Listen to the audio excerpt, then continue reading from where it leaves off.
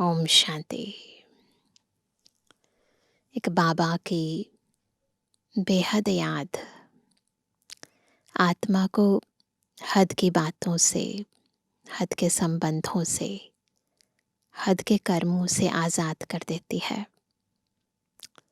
मोह माया की रस्सियाँ जिनमें बंधे रहने की आत्मा को आदत पड़ गई थी, उन रस्सियों को बस एक आत्मिक स्थिति और परमात्मा याद की स्मृति एक सेकंड में ऐसे तोड़ देती है जैसे आत्मा को पुनः आज़ादी मिल गई हो, जैसे एक पंछी को पिंजड़े से निकाल दिया हो। उन्मुक्त गगन में आत्मा अपनी सर्व शक्तियों को, अपने सर्व गुणों को फैलाकर संपूर्ण संसार में ईश्वरीय शक्तियाँ, ईश्वरीय आभा, ईश्वरीय खुशबू बिखेरने लगती है। तो परमात्मा याद आत्मा को लगाव, झुकाव, प्रभाव अपने भीतर के स्वभाव और संस्कारों से पूर्ण रीति मुक्त कर देती है। परंतु इस याद की सबसे मुख्य आवश्यकता है कि हम बार बार अपने को अपने निज स्वरूप में टिकाएं, देह सहित देह के सब संबंधों से पूर्ण रीति अपने को मुक्त कर पाएं। तो आज की मुरली भी कैसे हमें निर्बंधन बनना है, निर्लिप्त बनना है, उपराम बनना है, उसकी विधि बता रही है। सुनते हैं प्यारे बाबा के मधुर महावाक्य। आज 13 जुलाई 2026। बाबा के महावाक्य हैं, मीठे बच्चे तुम बाप के पास आए हो अपनी जीवन हीरे समान बनाने। बाप की याद से ही ऐसी जीवन बनेगी, बिल्कुल अमूल्य जीवन, हीरे समान जीवन, बेदाग जीवन। प्रश्न है, नई दुनिया में ऊंच पद के लिए कौन सा एक मुख्य पुरुषार्थ करना है? उत्तर है, बाबा कहते, मीठे बच्चे, जिन पुराने संबंधियों ने इतना दुखी किया, अनुभव है ना सभी को, अब उनके मोह जाल से बुद्धि को निकाल एक मुझे याद करो। उनके साथ रहते भी मन को मेरे में लगाओ। मन मनाभव का मंत्र सदा याद रखो, तो तुम नई दुनिया में ऊंच पद पाएंगे। आज का गीत है, तूने रात गवाई सो के और दिवस गवाया खा के।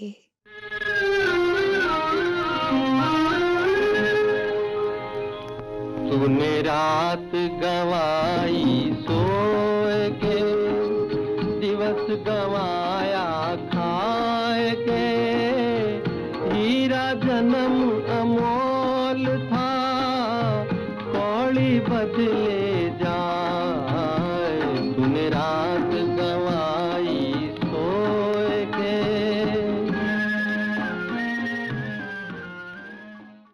ओम शांति।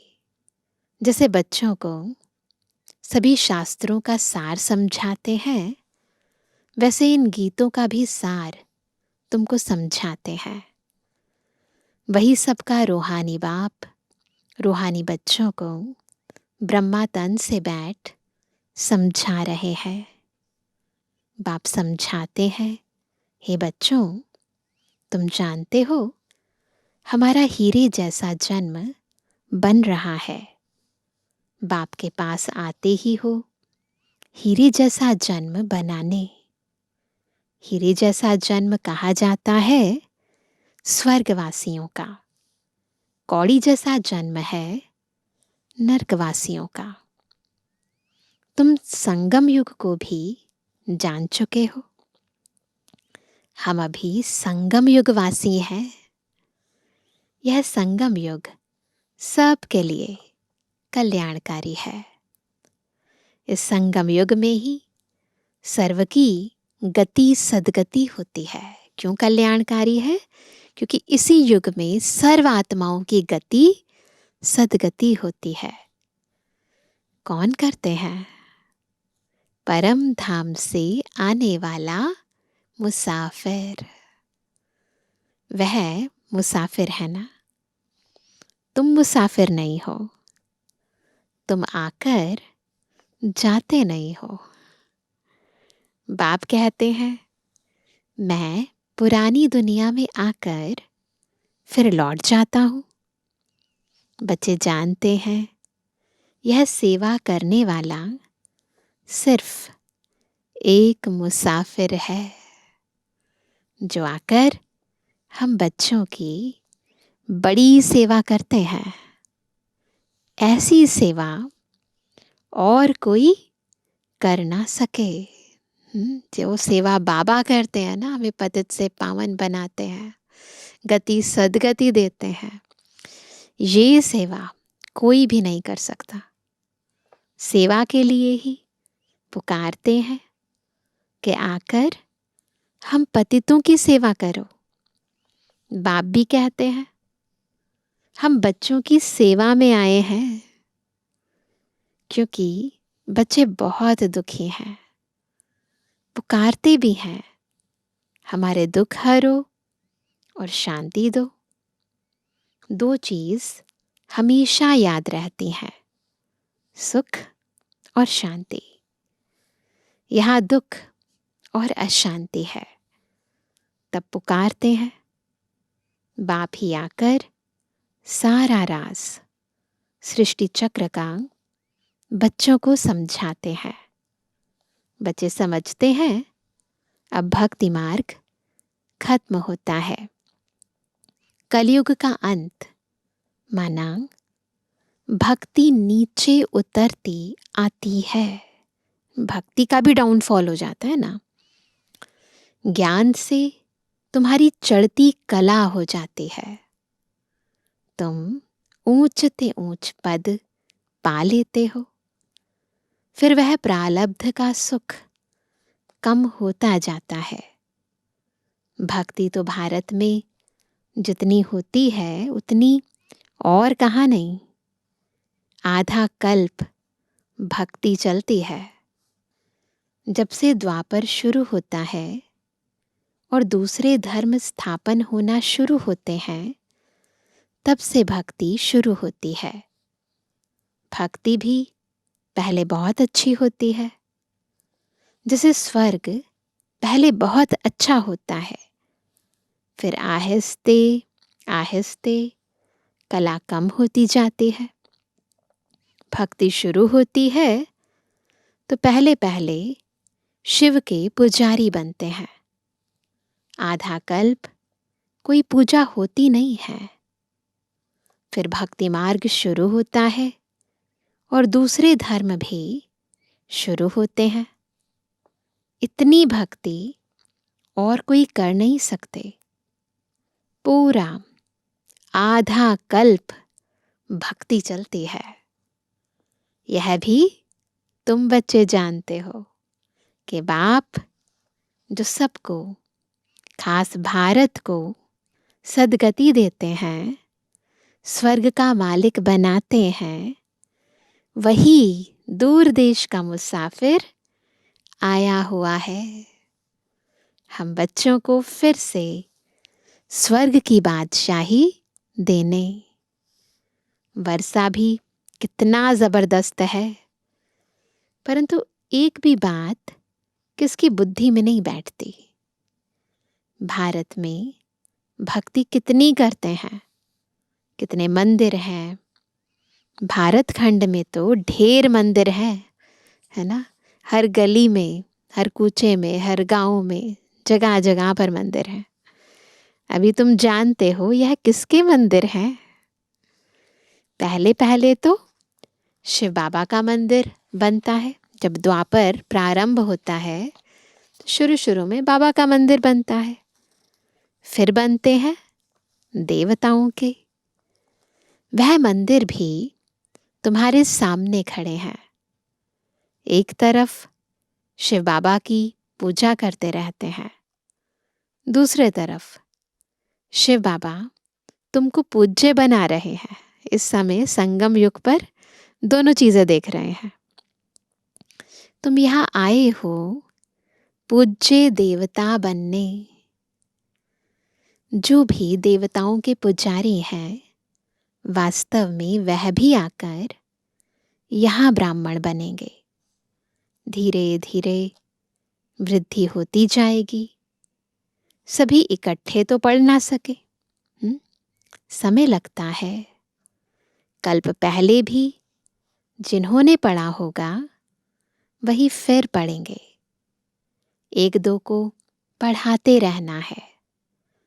सबको बाप और सृष्टि के आदि मध्य अंत का नॉलेज सुनाते हैं, जिससे मनुष्य स्वर्ग का मालिक बन सकते हैं। सो आकर समझो। तुम बच्चों की बुद्धि में है कि यह नाटक कैसे चक्र लगाता है। कहानी कोई लाखों वर्ष की तो नहीं सुना सकते। तुम जानते हो 5000 वर्ष पहले क्या था? किसका राज्य था? भारत में हम पूज्य देवी देवताओं का राज्य था। याद आया ना? याद आ रहा है सभी को? हम पूज्य थे, फिर पुजारी बने। आगे यह पता नहीं था हम सुपूज्य देवता थे। फिर हमने 84 जन्म लिए। 84 जन्मों की कहानी लक्ष्मी नारायण की है। तुम अपने 84 जन्मों की कहानी सुनाते हो। जो लक्ष्मी नारायण की कहानी है वो हमारी भी कहानी है। उनको तो अपनी कहानी बैठ लिखने में बहुत समय लगता है। तुम 1 मिनट में 84 जन्मों की कहानी बता सकते हो। दुनिया में लोग बायोग्राफी पढ़ते हैं या लिखते हैं तो बहुत टाइम लग जाता है। परंतु बाबा कहते तुम तो अपने 84 जन्मों की कहानी 1 सेकंड में बता सकते हो। वह तो 1 जन्म की कहानी लिखते हैं। छोटेपन में क्या क्या किया यह भी अपनी कहानी बताते हैं। ब्रह्मा बाबा भी अपनी कहानी बताते हैं। हम 84 का चक्र कैसे लगाते हैं? एक की तो बात नहीं, एक की बात नहीं है ना, सारे ब्राह्मणों की बात है। बहुत ब्राह्मण है। तुम ही इस चक्र को जानते हो। इस चक्र को जानने से तुम राजा रानी बनते हो। चक्रवर्ती राजा बन जाते हैं ना, और फिर औरों को बनाते भी हो। भक्ति भी भारतवासियों जैसी कोई नहीं करते हैं। और जो भी मठ पंथ धर्म आदि हैं वह हमारे भक्ति के समय स्थापन होते हैं। पहले पहले हमारा कितना छोटा फूलों का झाड़ था। शुरू शुरू में जब हम आत्माएं परम धाम से सृष्टि पर आए तो बहुत छोटा सा परिवार था हमारा ना। सब पवित्र आत्माएं थी। रूहानी गार्डन था। तुम चैतन्य फूल थे। इनको कहा जाता है फूलों का बगीचा। फूलों का बगीचा यानी स्वर्ग था। फिर वही कांटों का बगीचा होता जाता है। सृष्टि चक्र फिरता जाता है। वही आत्माएं जो पवित्र थी वो अपवित्र बनकर विकारों में जाती हैं, दुख देती हैं, तो कांटे बन जाते हैं। तो बाबा कहते हैं इस समय सब कांटे बन गए हैं। फिर कांटों से फूल कैसे बनना है सो बाप बैठ समझाते हैं। एक दो को दुख देना कांटा लगाना है। Student life is the best कहा जाता है। वह बहुत अच्छी होती है। बच्चे बच्चियां बड़ी खुशी में पढ़ते रहते हैं। शादी की और एक दो को कांटा लगाना शुरू किया, दुख देना शुरू किया। सतयुग में कोई कांटा नहीं लगाते, वहां है संपूर्ण निर्विकारी। अभी तुम फिर फूल बनते हो। तुम जानते हो भारत स्वर्ग था तो कितने अपार सुख थे, सोने की खानियां थी, अभी वह खाली हो गई है। फिर तुमको सोना भरपूर मिलेगा। भारत में ही सोने हीरे जवाहरात की खानियां थी। उस समय अमेरिका आदि कुछ भी नहीं होता, बॉम्बे भी नहीं होती। वंडर है ना, भारत भी छोटा होता है। कलयुग के अंत में कुछ भी सोना देखने में नहीं आता। फिर सतयुग आदि में इतनी सोने की खानियां भरतू हो जाते हैं, सोने के महल बन जाते हैं। बिल्कुल कंट्रास्ट है ना, वंडर है ना। वहां खानियों से कितना ढेर सोना निकालते हैं।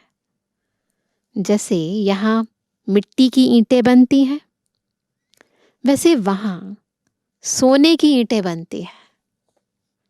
माया मच्छंदर का खेल दिखाते हैं ना, याद है ना सभी को। ध्यान में देखा, यहाँ तो सोना ही सोना है ना, तो सोचा उठा के ले जाऊं। फिर नीचे आए तो झोली खाली, है ना।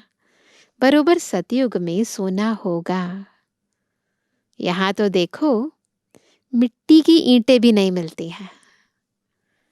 जितनी यहाँ ईंटें पैसे से मिलती हैं, उतनी वहाँ सोने की ईंटें मुफ्त मिलती हैं।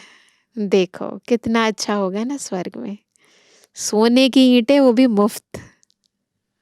रात दिन का फर्क है, तो क्यों नहीं पुरुषार्थ करना चाहिए नई दुनिया में ऊंच पद पाने का।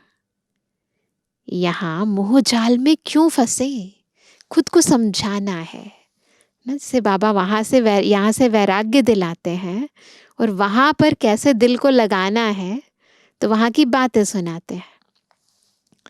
बाप कहते हैं पुराने संबंधों में तुम कितना दुख उठाते हो। बाबा ऐसे नहीं कहते कि इनको छोड़ दो, सिर्फ बुद्धि योग एक बाप से लगाओ तो तुम विश्व के मालिक बन जाएंगे। मनमना भव का अर्थ ही है मुझे याद करो, और विष्णु चतुर्भुज को अर्थात विष्णुपुरी को याद करो। बाप और वर्षे को याद करो। मूल है ही एक अक्षर। भक्ति मार्ग में तो ढेर पंचायत है ना। कितने सारे शास्त्र हैं, वेद हैं, उपनिषद हैं, बहुत पंचायत है। अभी तुम सब आत्माएं आशिक हो एक माशूक परम पिता परमात्मा के। वह तुमको सुख धाम का मालिक बनाते हैं। सब आत्माएं उनको याद करते हैं। तुम रूहानी आशिक रूहानी माशूक के एक ही बार बनते हो। बाकी तो सब मनुष्य हैं जिस्मानी आशिक माशूक, है ना। ये रूहानी आशिक माशूक है ना, ये मोहब्बत ये केवल एक बार संगम पर होती है। आत्मा और परमात्मा का मिलन, जहाँ आत्मा सजनी है, बाबा साजन है। आत्मा ब्राइड है, बाबा ब्राइड ग्रूम है। अभी बेहद के आशिकों को बेहद का माशूक आकर मिला है। उनको कहते भी हैं आओ आकर हमको पतित से पावन बनाओ। एक को ही पुकारते हैं, केवल भगवान को ही कहते हैं। तुम जानते हो हमारी आत्मा पतित बनी है, इसलिए पुकारते हैं पतित पावन आओ। कुंभ का मेला लगता है, कितने जाकर गंगा स्नान करते हैं, फायदा कुछ भी नहीं, पावन कोई भी बनता नहीं। अभी बाप आकर ज्ञान वर्षा करते हैं, तुम्हारे ऊपर ज्ञान की वर्षा हो रही है। भीग रहे हैं सभी, जिससे फिर कांटों का जंगल फूलों का बगीचा बन जाएगा। तुम जानते हो, हमारा जब राज्य होगा तो वहां कोई पतित होगा ही नहीं। सारे विश्व पर ज्ञान वर्षा हो जाती है। बिल्कुल महसूस हो, बाबा ज्ञान की वर्षा कर रहे हैं। मैं आत्मा भीगती जा रही हूँ, ज्ञान के एक एक रत्न को अपने भीतर समाती जा रही हूँ, पावन होती जा रही हूँ। सब कुछ हरा भरा हो जाता है, खानियां भी हीरे जवाहरों की नई बन जाती हैं। अब तुम बच्चों को कितना खुशी में रहना चाहिए। खुशी हो रही है ना सभी को? सम्मुख देखते हो, बेहद का बाप बैठ समझाते हैं कि तुम मुझे याद करो तो तुम्हारे विकर्म विनाश होंगे। भल तुम कहाँ भी बैठो, बस याद करना है ना, कहीं भी बैठे, कहाँ भी बैठो, स्नान करो, बुद्धि में बाप की याद रहे बस। वहां तो याद करने की फुर्सत है। बाप को जितना याद करेंगे उतनी कमाई है। याद से ही कमाई है। ऐसा कभी सुना कि याद से कमाई होती है? कभी सुना है? यहाँ पर तो बहुत आसान है, कहीं भी रहते, उठते बैठते चलते फिरते, खाना बनाते, स्नान करते, याद करते रहो, कहीं भी कर सकते हैं, कमाई होती रहेगी। कितनी बड़ी कमाई है। तुम विष्णुपुरी के मालिक बन जाएंगे। तुम जानते हो, हम आत्माओं का बाप निराकार है। उसने इस शरीर का आधार लिया है। भागीरथ का भी वर्णन है ना, भाग्यशाली रथ है ना। भाग्यशाली रथ, जिस रथ पर परम पिता की परम आत्मा सवार होती है। तो कोई घोड़ा गाड़ी नहीं है, कोई बैल भी नहीं है, ये है ब्रह्मा बाबा का भाग्यशाली रथ। आत्मा का रथ जब तैयार होता है तो झट आत्मा आकर प्रवेश करती है। गर्भ में जब पिंड तैयार होता है तो आत्मा प्रवेश करती है। बाप को तो इस रथ में आकर सिर्फ नॉलेज देनी है। इनके भी बहुत जन्मों के अंत के जन्म में जब वानप्रस्थ अवस्था होती है, तब बाप कहते हैं मैं आकर इनमें प्रवेश करता हूँ, अथवा इस रथ में विराजमान होता हूँ। बाकी कोई घोड़े गाड़ी के रथ की बात नहीं है। अभी तुमको यह ज्ञान मिला है। बाप बैठ सम्मुख तुम बच्चों को समझाते हैं। तुमको तो बहुत खुशी होनी चाहिए। आईसीएस का इम्तिहान पढ़ते हैं तो बड़ा नशा रहता है। आईएएस करते हैं तो नशा रहता है ना कि हम क्या बनने वाले हैं। वह होता है सबसे ऊंच इम्तिहान। तुम्हारी भी यह पढ़ाई है, यह भगवान की पाठशाला है। किसकी पाठशाला में बैठे हैं? भगवान की पाठशाला में। अब प्रश्न उठता है, भगवान कौन? क्या श्री कृष्ण या शिव बाबा? सबका भगवान कौन है? सिवाय एक निराकार के सब तो श्री कृष्ण को मानेंगे नहीं। बाकी धर्म वाले तो श्री कृष्ण को नहीं मानेंगे ना।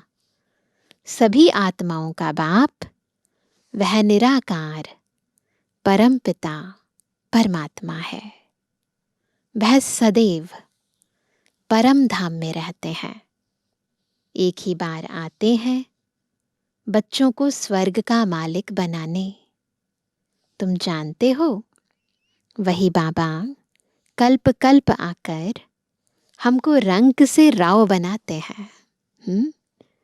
भारत अब रंग है ना, फिर दूसरे जन्म में क्या बनना है? तुमको सब साक्षात्कार हुए हैं। भारत यानी भारतवासियों की बात है।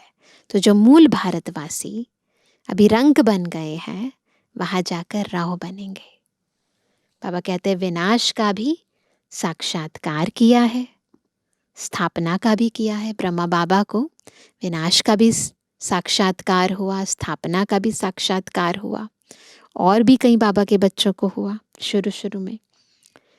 तो बाबा ने कहा स्थापना का भी किया है। भगवान वाच, मैं तुमको राजाओं का राजा बनाता हूं। बहुत दान पुण्य करने से कोई को अल्पकाल का सुख मिलता है। राजाओं के पास जन्म ले फिर फट से मर जाते हैं, ऐसा भी होता है। जन्म लेने का भाग्य मिलता है बस। कोई गर्भ में भी मर जाते हैं, कोई लूले लंगड़े काने बन जाते हैं। जैसे कर्म करते हैं वैसा पद पाते हैं। अब तुमको तो राजाओं का राजा बनाते हैं। तुम कहते हो बाबा हम बलिहार जाएंगे। तब मिलती है ना इतनी ऊंची राजाई, जब हम बाबा पर बलिहार जाते हैं। तो जरूर राजाई भी तुम पाएंगे। यहां तन मन धन ईश्वरीय यज्ञ में स्वाहा करेंगे तो वहां राजाई पाएंगे। भारत को महादानी खंड कहा जाता है। यहां दान पुण्य बहुत करते हैं। वह फिर शुरू होता भक्ति मार्ग में। अब बाप तुमको 21 जन्मों के लिए दान देते हैं। अब तुम बाबा पर बलिहार जाते हो, तन मन धन सब कुछ दे दिया। अब बाप कहते हैं ट्रस्टी होकर रहो। हम बाबा को देते हैं, ऐसा थोड़ी ना कि बाबा ले लेगा। पापा कहते तुम ही संभालो, पर ट्रस्टी होकर अपना घर बार संभालो। सब शिव बाबा का है ना। मैं आपका हूं, आपको ही याद करता हूं। दिल से सरेंडर करते हैं ना, अटैचमेंट खत्म हो जाती है, मोह माया खत्म हो जाती है।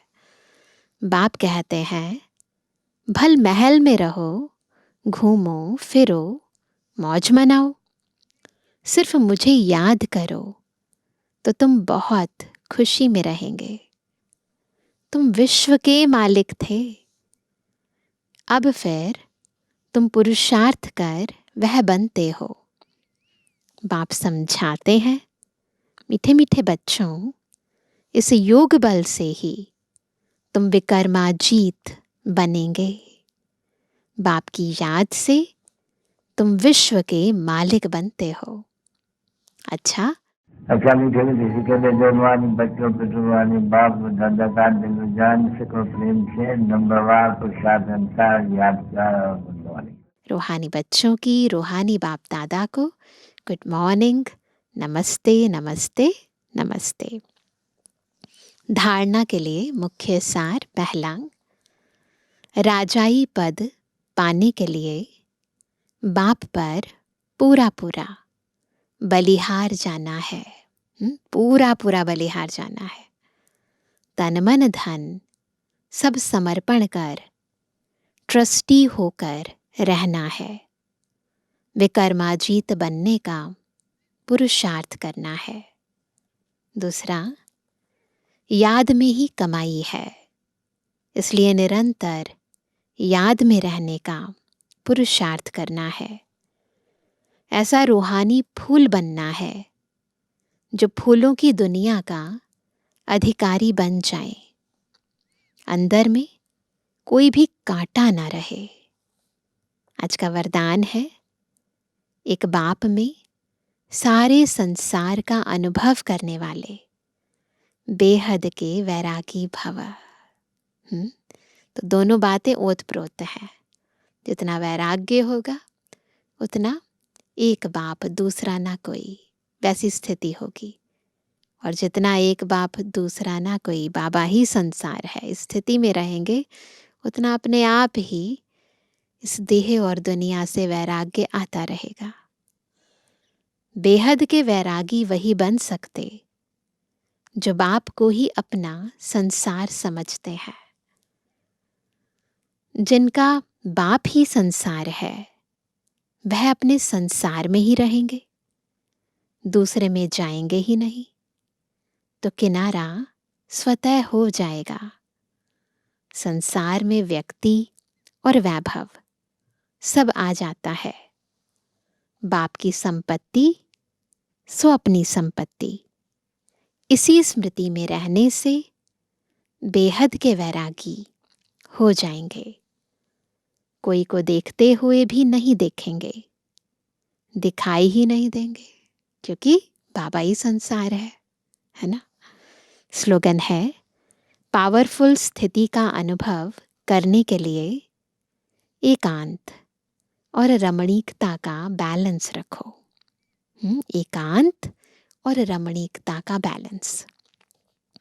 आज का व्यक्त इशारा, ज्वाला स्वरूप स्थिति में रहे शक्तिशाली याद का अनुभव करो। जैसे किला बांधा जाता है, चारों तरफ से बांधा जाता है, जिससे प्रजा किले के अंदर सेफ रहे। एक राजा के लिए कोठरी नहीं बनाते, किला बनाते हैं।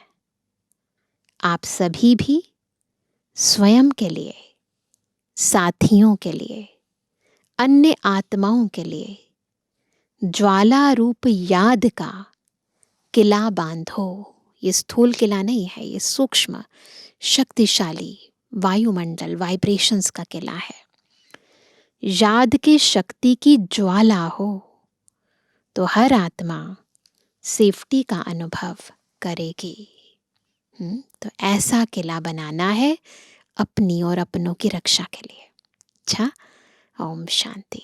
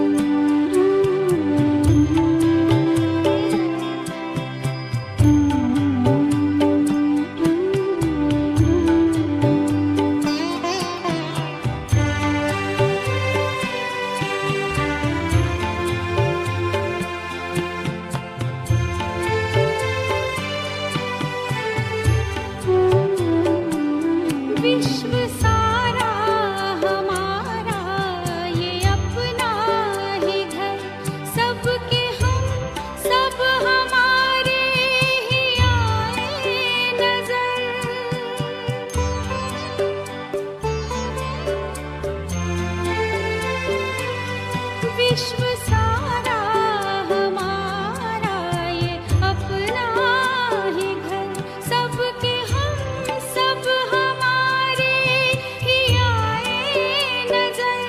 हर डगर फूलों से यूं सजी रहे, हर डगर फूलों से यूं सजी रहे। बाबा हंसती हर एक जिंदगी रहे, तार मन की तुम्हीं से जुड़ी रहे।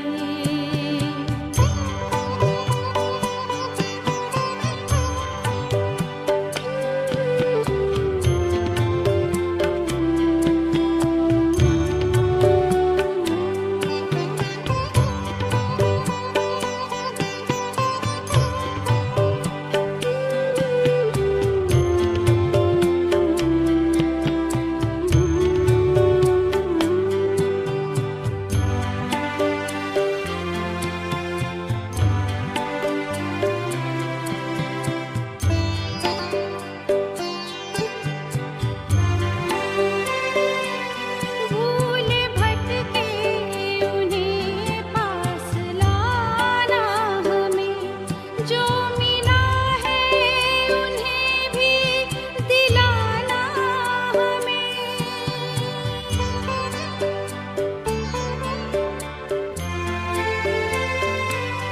भूल भटके उन्हें पास लाना हमें, जो मिला है उन्हें भी दिलाना हमें। ये लगन दिल में हरदम लगी रहे, ये लगन दिल में हरदम लगी रहे। बाबा हंसती हर एक जिंदगी